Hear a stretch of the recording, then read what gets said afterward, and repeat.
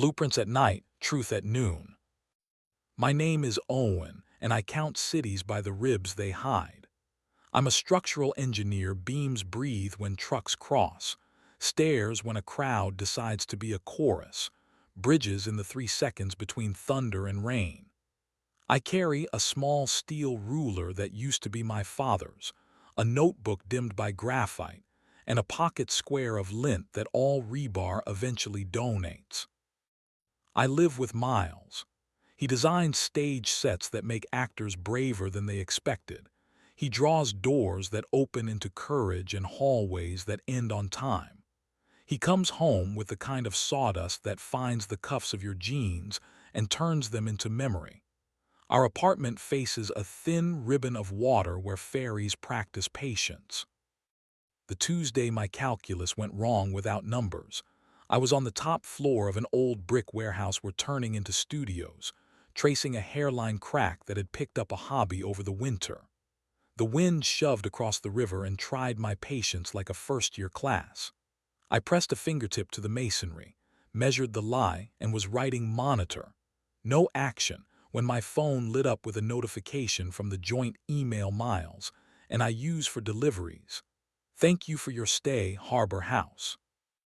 Time 12:11:302. Points 200 added. The screen returned to sleep obediently. My hand did not. I didn't call. Our rule for anything that isn't yet a disaster is 2 loops around the block before nomming it. My block was the fire stair, its treads teaching steel the grammar of footsteps. Down and up and down. I finished the note on the crack, packed my tools with professional decency, and let the wind keep the rest of my questions. Miles came home smelling like paint that learned restraint. He set a tube of foam brushes on the counter, kissed the air, then my cheek, then the scar on my wrist I pretend not to like and saw the notepad flip to white. I held out my phone as if it were a glass of water he might or might not need. He didn't stage a confusion. Yeah, he said, leaning his palm on the back of a chair the way carpenters trust wood before they trust language. Workshop was jammed. Producer pushed the mock-up earlier. The stage manager suggested a daytime room at Harbor House. I went, with Theo. Theo does lighting like persuasion.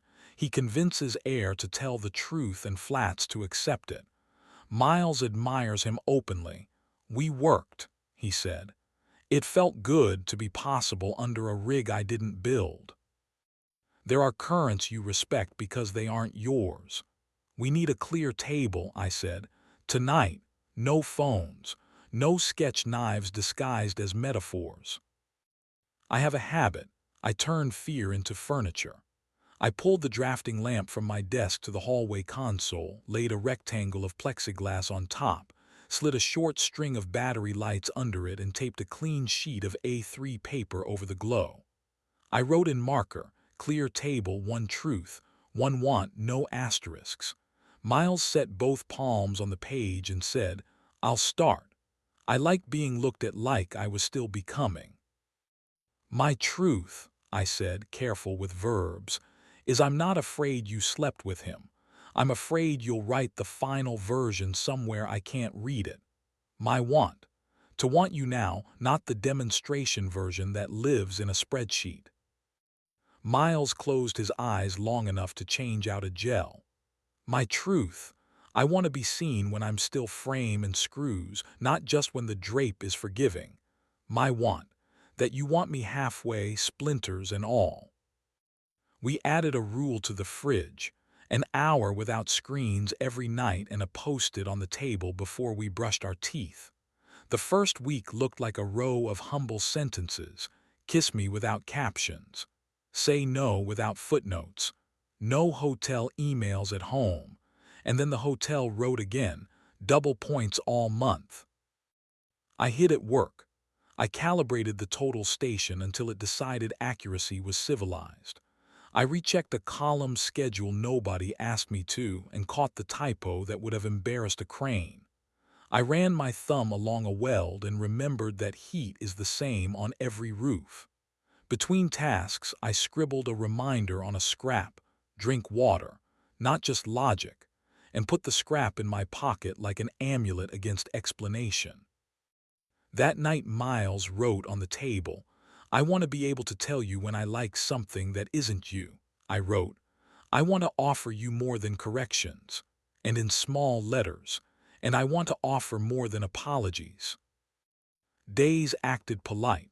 I came home to find Miles tapping gray paper to the wall like he was installing better weather.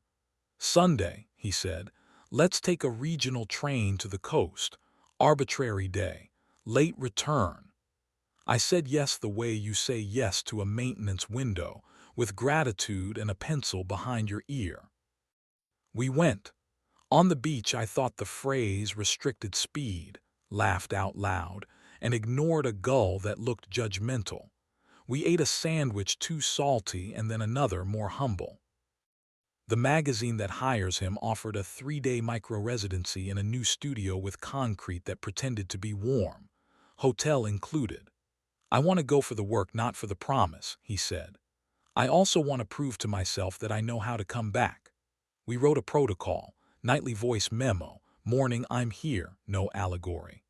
He left with a reasonable backpack, a shirt I choose to forgive the world for, and a single-serve soap labeled complimentary in a font too cheerful to be honest.